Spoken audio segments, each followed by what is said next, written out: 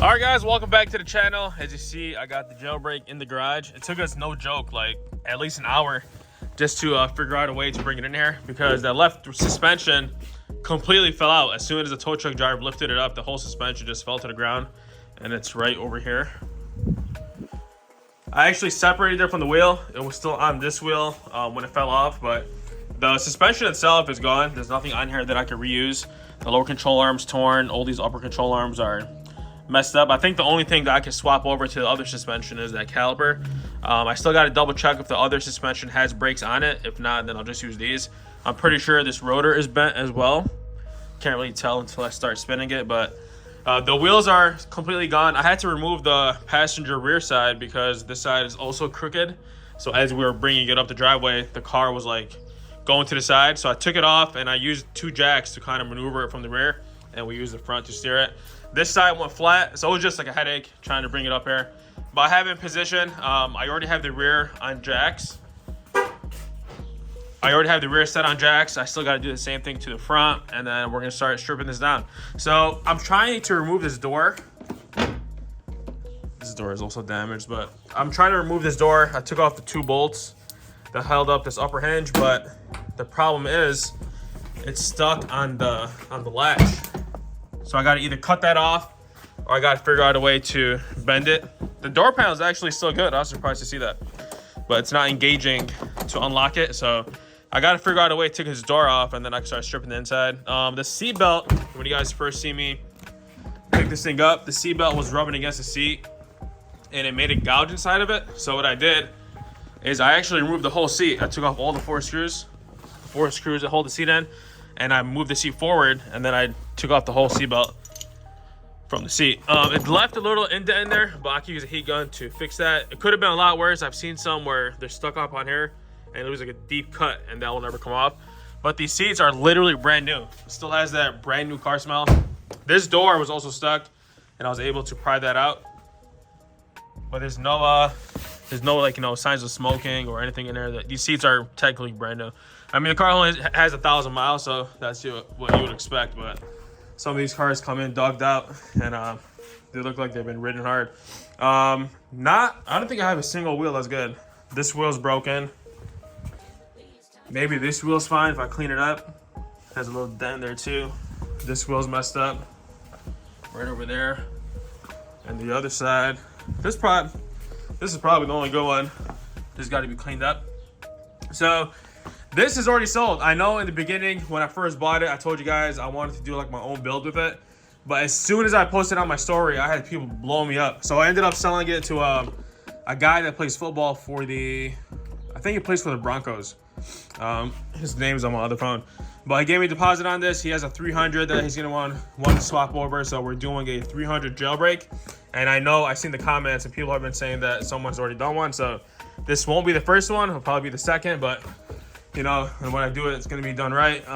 The suspension, I know I told you guys I have a suspension, but it turned out to be for a scat pack.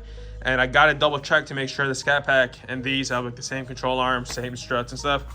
The diff, I was surprised to find out that the diff on this is a 262 ratio. It's not a 309. I thought all the Redeyes and Demons and all that came with 309, but I guess with the jailbreaks, you could customize it where if you wanted a 262 or if you wanted a 309, that's an option that they gave you. So I know the scat pack has a 309 diff. I'm probably just gonna upgrade it because the 309 isn't a bad thing. It's more durable and stuff. So I'll probably throw the 309 in here. All I gotta do is switch over the shocks, because the shocks have a different part number. I don't know if you see that right there. The 906 is on the Redeyes, and I think the other ones are 282s. But this side is also messed up. As you can see, the axle's torn apart, the control arm, the knuckle is busted.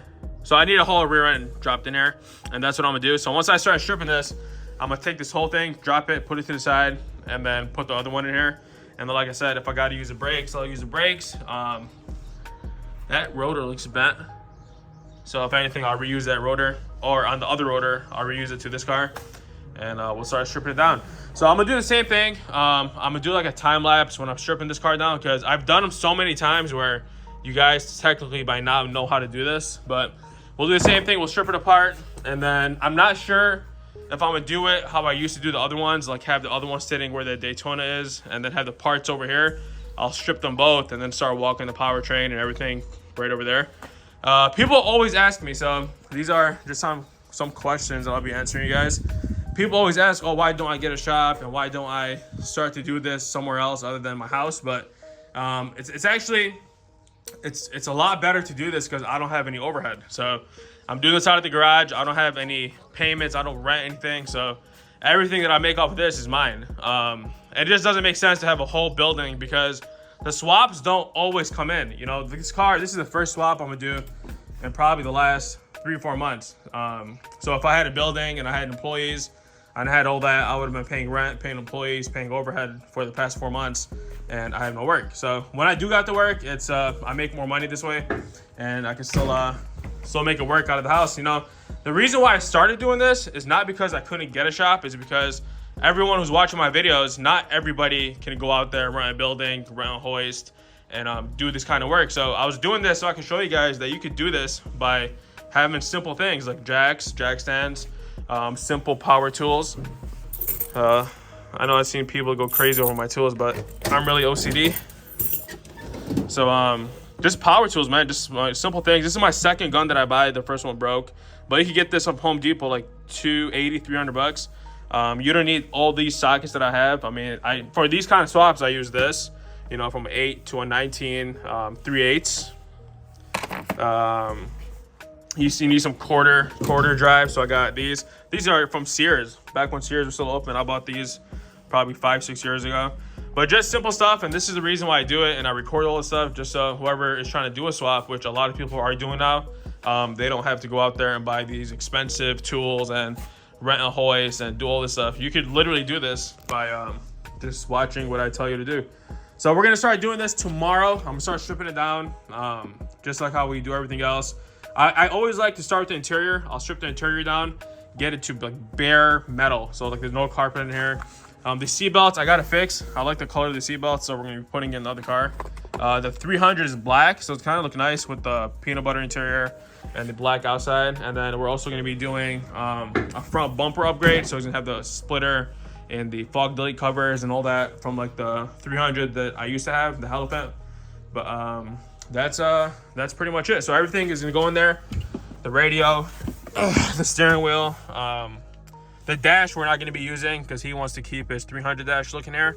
So what I'll do is, and I'll show you guys how to do that. You'll separate the skeleton from the dash, and then you'll use a skeleton with the harness to put on the 300.